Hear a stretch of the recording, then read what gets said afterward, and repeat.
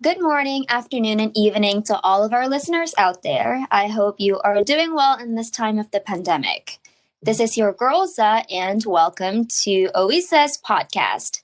For this series, we are going to discuss our joy and sorrows living in quarantine, and today we will be talking more specifically about the pros and cons of online learning. For those who don't know, remote learning or online learning is education that takes place over the internet. And there are a lot of platforms for this. One very famous that we have been using is Zoom. And I'm sure as OISA's member, we know very well and are very familiar with this application. And so I'm not going to be talking about this by myself. I am joined by two lovely ladies with me, Iza and Zara, Indonesian students from Qatar and the US, respectively. So, well, hello, ladies. Could you guys say hi to our viewers? Hello. Hi. Okay, so before we start, let's do a quick introduction. Tell me which country and which university you're from and how long you have been away from home. Let's start with Isa. Hi, everyone. Thank you so much for having me. My name's Iza, and I'm from Qatar. And the university I go to is called Virginia Commonwealth University in Qatar. Mm-hmm. And yeah. How long have you been away from Indonesia, Iza? Ooh. Or have you always lived there your entire life? I've lived here for 13 years, so that's half of my life.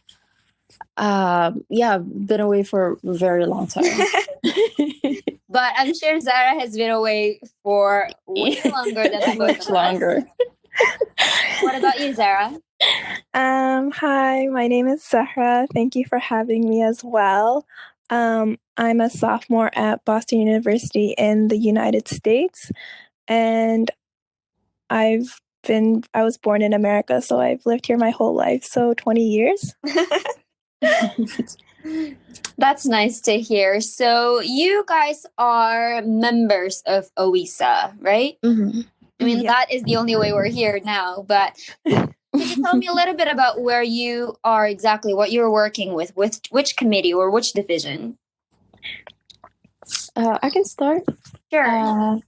So I'm working in the media and design. Alhamdulillah, I'm the manager for design right now alongside Sasha. And yeah. Okay. Moving on. I'm in ComDic, the education committee, and I'm specifically under the journal, the e-journal, and I am the webmaster for our website online. We have some talented ladies over here. All right. So, well, as we know, we have been doing remote learning for quite some time. I have been doing remote learning in Japan since the beginning of the semester because our semester started in early April. And we had spring break before then. So I have not been going to campus for a long time. What about you guys? What about you, Zahra? So we actually went away for spring break in March, and we got an email during the spring break that starting March 15, we would not be returning to campus for online classes. And we've moved off online for the rest of the semester and for the summer. Wow, that's a long time. Yeah. That's a lot of things you can do, huh? What about in Qatar? In Qatar, so the university I go to is American-based, and so a lot of our curriculum is very similar, and so we have a very similar experience. We were also on a spring break, and we were told that we were going to be off for the whole year, and so we're like, oh, okay, guess no more university. So also in April. Wow. Okay. Yeah. Any chances that this might go on for the rest of the year, do you think? I heard that there's a speculation that in Qatar it's estimated to go on until July. Okay. I I hope, to be honest, like I think that's pretty positive right now. Like I'm just So glad long as nothing bad Yes. happens, honestly, right? I'm like, as long as our next semester doesn't start in Zoom, then I'm grateful. That's so true because I just heard back from Indonesia that for all schools, I'm not entirely sure about university, but Mhm. for primary and secondary schools, they're going to be out all the way until the end of the year. Oh my god. Oh. Can you imagine that? Mm-mm-mm. And productivity has gotten so low and it's Yeah. only been a few Yeah. months. So Yeah. it's quite crazy. So, okay. So, what's the verdict so far? Do you like it? Do you miss going to campus? Let's do it all at once. Okay. So, in 3, 2, 1, I'd like for you to say yes or no. Yes for you like online learning, and no for you hate it so much. And I'm going to join it. Okay. So, Okay.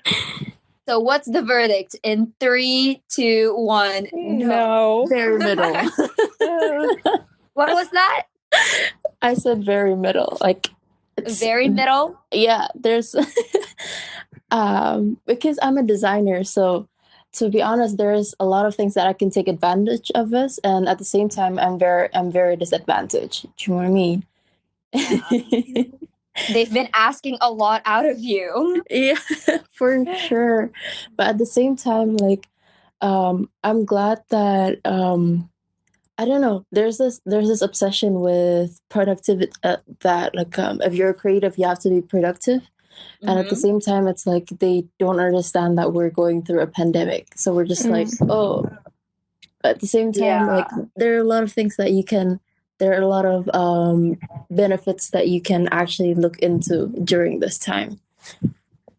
I kind of agree with that though, because Mhm. I think because of the pandemic, everything that we thought we were going to do for the rest of this year, Mhm. classes or OISAs, everything is just rescheduled and restructured from the ground up. Mhm. So I can imagine how hard it must be for you guys, especially who have to create all these different contents for everything that we're doing right now. Yeah. So thank you so much for that. Thank you for your service. Yeah. Oh. Okay. Okay, so Zahra said no. Mhm. No. I mean, like, No. I definitely understand why we need to go to online learning, especially in the US Yes. where the cases are like very high. Oh my god. Mhm. But I am such a social person. I hate not being able to see my friends and being on campus. I and get just- you. Yeah. And like group work and just like seeing my friends and checking in on them, like it's just not the same. And my university has actually moved to optional pass fail this semester. So because we are in a pandemic and we're very spread out, like there's people like international students and like all around the country. Mhm. So after we get our grades back, we have the option of changing to pass fail if that's what we want. Wow. Okay. Yeah. It's tough. Yeah, for sure. But it's not just us. It's tough for everybody else out there. For people who do have to go to work, it's tough for them because they're risking their lives. And for us, it's also tough because we're just laying in bed on Netflix or work. Okay, so your favorite part about remote learning, if any, what would it be? So with Izza, it was you had time to design. You had time to, work more on your creative contents. But are there any other favorite things about remote learning? Yeah, I think my highlight is not actually the amount of time itself. I think it's that I think remote learning has opened up. It has enabled me to tap into some of my projects in a unique way. So, for instance, a lot of in the beginning of the semester, a lot of my projects are very hands-on and very studio based, or very people oriented. So I have classes for VR and I have classes for filmmaking. But Wow. with this pandemic, we had to change everything immediately, and so now there are some of my projects that you can only access virtually. And in a way, it has opened up to a whole new audience. And I think although it is not the ideal way, it is still a benefit, and it can still spread, faster than it would if it was physical. So I think although it's not ideal, I think we can still take something positive out of it. I'm sorry, I can hear some breathing sound. Anyone over there breathing into your earphone? No, I'm not wearing my earphones right now, actually. I took it off earlier. Maybe it's me. Okay.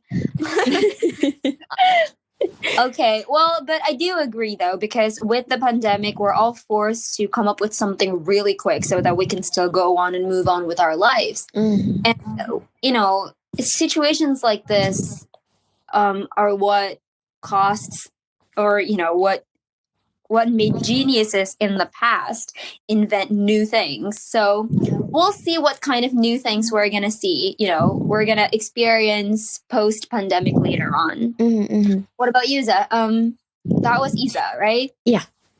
Okay, what I about think we're you, just Za? a bunch of Zaz. I know! There's so many Zaz. That's also my name. Yeah. Okay. So your favorite and least favorite part about remote learning, go.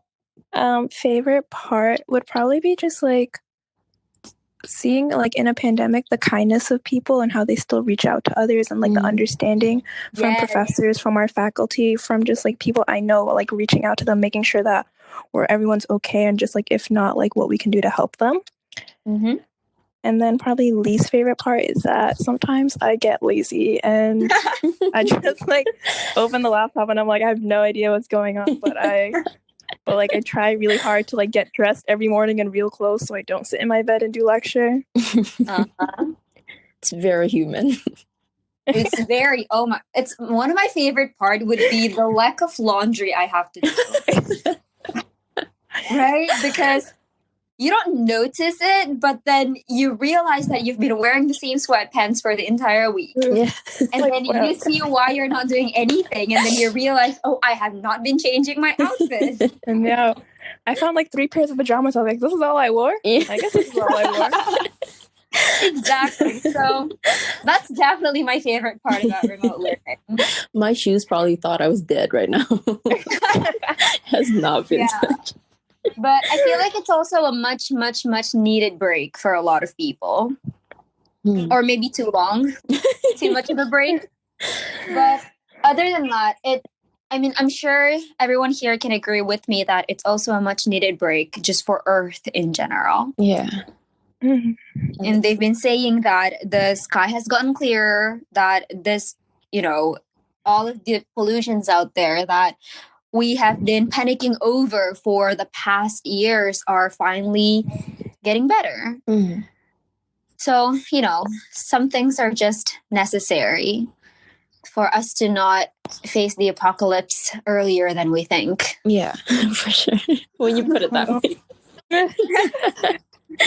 Okay, so we have been doing this for quite some time, a month at least, right? Mm-hmm. Yeah. Okay, so what are some of the online class hacks that you have learned so far? Ooh. Anything? Maybe like having one area in your house to like do the work, or else like you're just not productive. Mm-hmm. Yeah, so like I just have like my desk, and that's where I do work. Like nothing else happens there, just work. Like no food happens there, just work. No food. That's so interesting. I feel bad because right now I'm looking at my computer and next to it I have 2 separate bowls for different food. For everyone fasting, I'm sorry, I'm not. Dorm life. Dorm life. Okay, what about all those? Have you seen how there are some tweets that went viral about how your professors can actually read your private messages on Zoom? Really? Did you know that? I have seen that. I didn't know that. That's so funny. Yeah, but that was really scary because apparently one girl on Twitter got called out by her professor for doing that. Okay. So then that made me reconsider everything that I have been doing for the past month. and hope that my professors are not as tech savvy to realize I've been talking to my friends. But this is hacks for everyone, or not hacks, just facts for everyone Just to be FYI. careful with what you're typing. That's so interesting. It's a separate app. Just text them, guys. Yeah. Yeah, just text them. Anything else? I think that brought up an interesting point, and it's the fact that I think during this time you can actually see the different dynamics of professor and student relationships around the world. I don't know. I've been thinking about that lately. That because my university is American based, and so we have a very democratic way of teaching in a sense that I can still kind of bargain the workload. But then there are my friends from South Korea and Indonesia, where the education system is more autocratic, and I think they're struggling much more in finding the balance between dealing with all of this and the professors not being being super lenient. And I don't know how that just popped into my head, but I don't know. I think it's an interesting topic. I do think that if we want to talk about the education system and COVID, we can go on for a long time because I've been hearing from my friends too from back in Indonesia who says that because about 40% of the country are not connected online, the professors can't really do much about online learning, not because they can't, but more because the students cannot attend to class. And so they have to make that up with the workload. Yeah.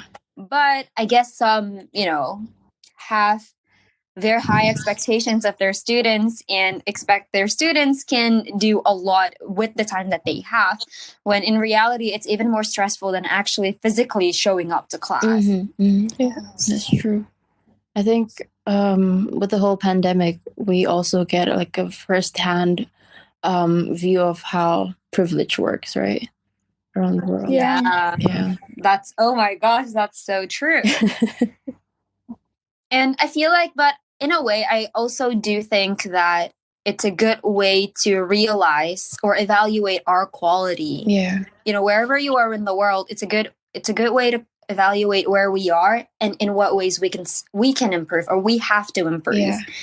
Because sure, maybe it won't be pandemic, it can be disasters in the future, but obviously you still want life to go on. So how can we remain connected in the future? That's something that every countries have to think about. And I think this isn't about privilege anymore. It has to be human, right? Yeah. That's true. So we got a bit heavy there. So, okay, what do you think we should do to improve our game with online class? What do you think? So what's the verdict so far? Do you enjoy online class? Probably not, or probably you do. But in what ways do you think professors can make it a bit more fun, or just in general for every student to enjoy it? Zara, do you want to start this one? Yeah, okay. So I guess like more interaction between like other students, like working together, or like discussions during classes, because a lot of mine are just watching my teacher, like my professor, talk to us through the screen, which can sometimes, when it's like an hour and 15 minutes, it's hard to concentrate. But also, one of my professors, when we first moved online, she like asked us how we felt and like took into account how we felt that we should move forward with the class concerning our final project. And like we decided as a class together, and she took our input when making the project, which was really helpful. What about you, Isa? I think with online classes, there's this disconnect, right, between you and whoever you're talking to, and I think you guys might also feel this way about it, but like you feel drained after after one Zoom meeting with another Zoom meeting, and I think it's because you're Zoom fatigue. Yeah, and I think it's because like you're only seeing them in like one, how do you say this? you're only like seeing them, as like Zara said. I think it'd be better if the professors keep that in mind, and I don't know, perhaps set set assignments that is not just you looking into the laptop. Like, if I don't know, just break this mundanity of just you and the screen. A lot of the things that my professors do is that because we in graphic design, we take into consideration of your well-being, and we're very, as I said, we're a design based school, and so we try to break that habit and like make our assignments I don't know, like just kind of break apart our assignments. So sometimes we would just like have a week where, okay, like there's no screen whatsoever, we're just like we just have to hear things, some auditory learning, or we just have to write things down. It's just something to break that habit of you and the screen. I think that's something that some people can definitely take into account, because otherwise it's just very draining, like, It is. But you made a good point though, because it's not even just our schoolwork. Everything that we're doing with organizations as well, it's all online. And if we are also doing, side work, internship, then you will also realize that everything is online as well. So you made a good point where I think professors can accommodate how we break that habit of just constantly being on our computer. Because I genuinely miss reading works that are hard copy. Me too. I genuinely miss that. I really want to get all these PDF files on my computer got to go. I don't even want to like get my eye checked anymore. I'm just like, I don't know. Yeah.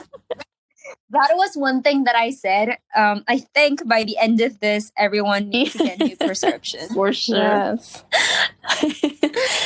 I need to change up my reading glasses with binoculars. Oh my gosh. Good luck, ladies. Let's hang in there. So now that it's Ramadan Mubarak for you guys.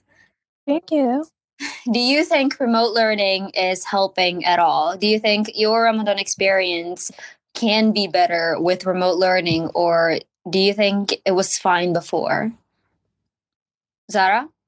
Well, for me, honestly, last year, Ramadan was super hard. Because I was living in a dorm and we don't have a kitchen. We just eat at the dining hall, and the dining hall is not open 24/7.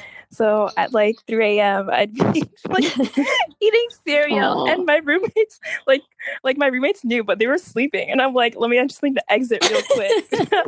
Exit real quick, but sometimes we like got suhoor like the night before, but it's like not the same. Like when you can make your own suhoor in the morning, Yeah.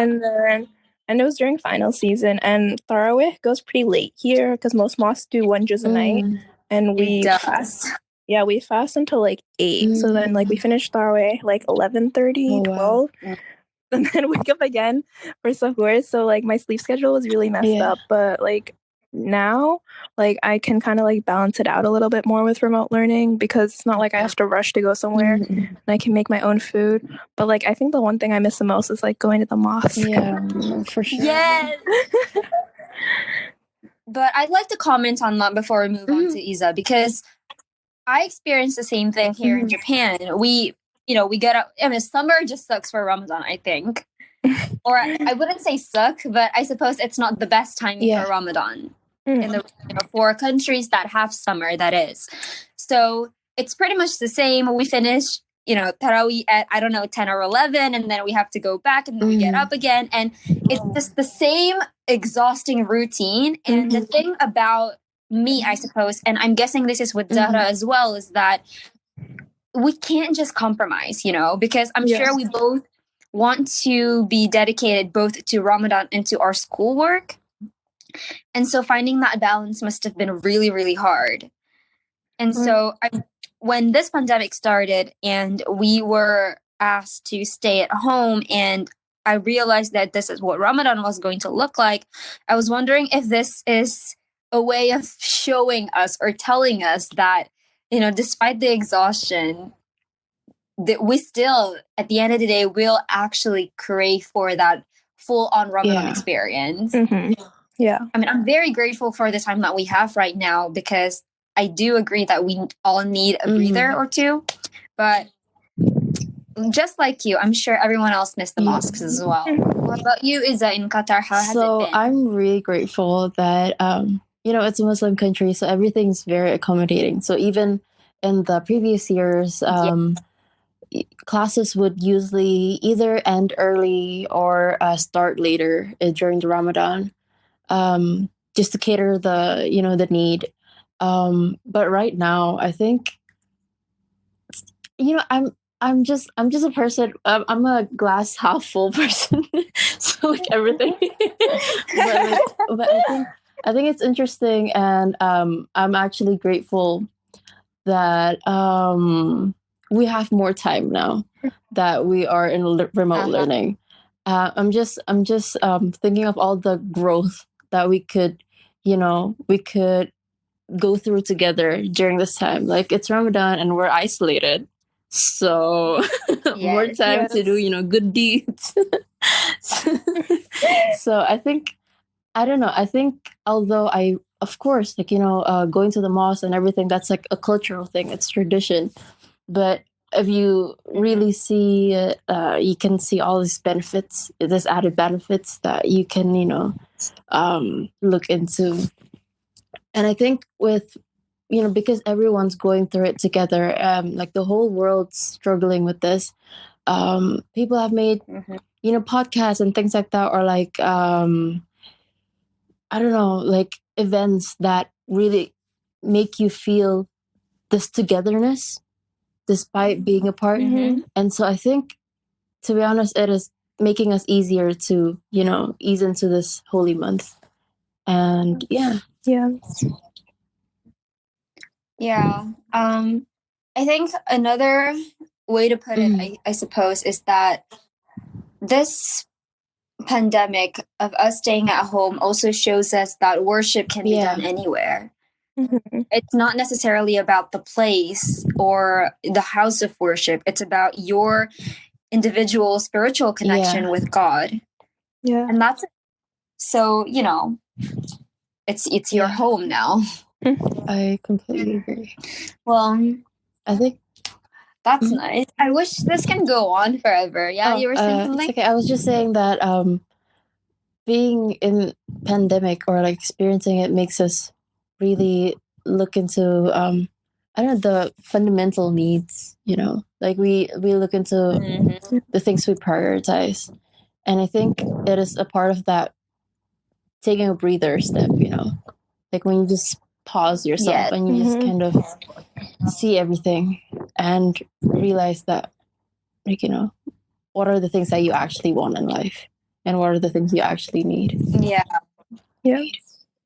that's so true. Human connection, I definitely need that. Can't wait to high five my friends. Exactly. I just want to hug people, We can't even do that now because of the coronavirus. Even if you can see them, it's like, honestly, distance. Do you guys play an Animal Crossing?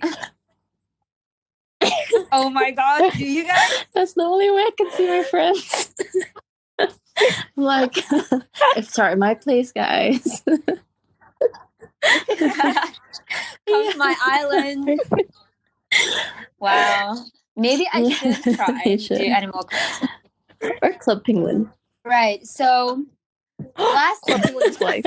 Club Penguin. What? Club Penguin is life. We need to go back to that. Those are the good days.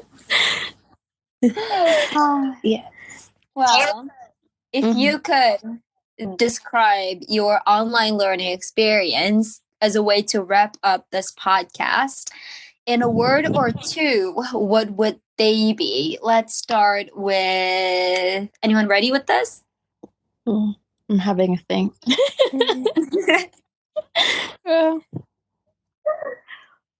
Let's do anything. What do you think? What do you mean? Just in a word or two, if you could describe your online learning experience, what would it be? Some people may say exhausting. Some people may say peaceful. I don't know. Just throw in anything that came up to your mind. The first thing that came up to your mind. I think. What are they? Yeah? Shoot. I would say unexpected and Wow. eye-opening. Unexpected because when I left for spring break, I hugged my friends and said, "See you in a week." And I said, "See you in a week." And we got halfway there. I was working on campus when we found out that we were not coming back, and they were like, "Don't come back," and I was like, "Okay." But also like just like how everyone has adjusted to online learning and how this is sort of becoming the new normal. Like I've kind of forgotten what it's like to be outside in the world. But it's also like really open like what's important and like what we need to do when we go back, hopefully. Inshallah. Inshallah. I just like my university has like backup plans in case we are not able to meet in person again. What year are you guys in right now? I'm in my junior year. Junior? I'm a sophomore. Okay, I'm also in my junior year, so yeah, let's try to graduate, guys. Oh my god, I feel so bad. Oh yeah. I say opportunity because, as I said, like as a designer, it has opened up many opportunities. Even to connect with people. I can take classes that are held in France per se. That's an opportunity added, and I can also cater my work to anywhere else in the world rather than a physical space for people in my area, and also an opportunity to I don't know, awaken my spiritual self, I guess, and also just an opportunity for the world to heal. Well, on that note, a few things you want to say to our audience? On this note, I think I just want to wish everyone good luck. We're all in this together. And just we're all in this. let's just try to hang in there. Hang in there. Zahra? Probably just like reach out to people, like connect with one another, because it's a hard time for everyone. So make sure you're there for other people as well, because I know it's been hard for me and a lot of my friends, but also, like see, as Isa said, like the opportunity and what we are given and what we can do during this time at home. That's well said. I do hope that we can continue. We can talk like this again in person in the future. I can high five you guys. This is the first time. Yeah. I mean, I'm very excited about this because, even though classes have gone only very recently going online, from OISA, we've been doing this for quite some time. We can only see people literally through Zoom meetings and WhatsApp group chat. So by the time this ends, I'm hoping that we can actually meet with the people that we've been working with for an entire year. Yes. So I'm going to end this podcast by saying, again, well, good luck for everybody. And I do agree that everyone should reach out. And because it's Ramadan, there are a lot of different things that you can do. And one of that is to continue to donate for a lot of COVID launch good or crowdfunding services from OISA as well, or from PPID Dunia. We have our website, covid19.ppi.id. And if people would like to donate, you can head in there.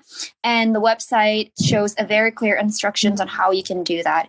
Your donation will mean a lot for Indonesian people who are at home, and perhaps even for your families as well. So thank you so much, ladies, for joining me today. I'm hoping to talk to you again. And that is all for our podcast. See Bye. you. Goodbye.